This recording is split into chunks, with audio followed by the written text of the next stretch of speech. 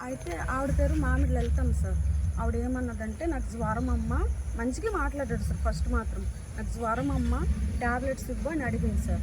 అడిగితే నేనేమన్నాను, ఇంట్లోకి వెళ్ళాను. మాకైతే మామూలు పారాసిటమాల్ 500 ఇస్తారు సార్.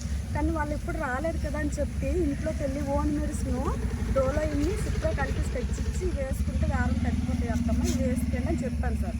అయితే ఇతను అతను అన్నారు బీపీ ట్యాబ్లెట్స్ అడిగారు సార్. అడిగితే నేను అన్నాను, అది ఎంత డోస్ ఏంటి అనేది మాకైతే తెలీదు, అక్కడ 104 వెహికల్ వచ్చిందని చెక్ చేసి ఇస్తారు కానీ మాకైతే ఇవ్వరు మామయ్య అని చెప్పాను సార్.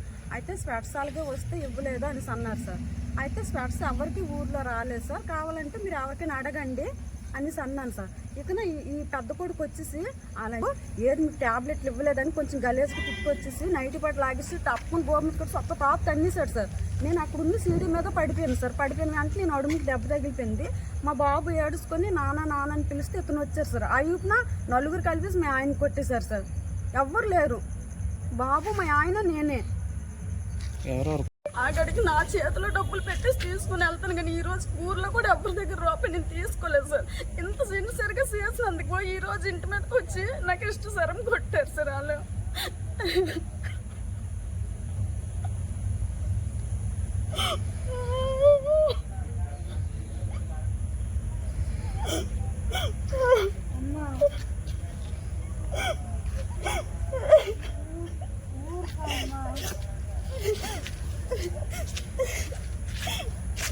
నాకు చిన్ననాడు సార్ తెలుసు సార్, కావాలంటే అడగండి, మొన్ననే వెళ్ళాను సార్.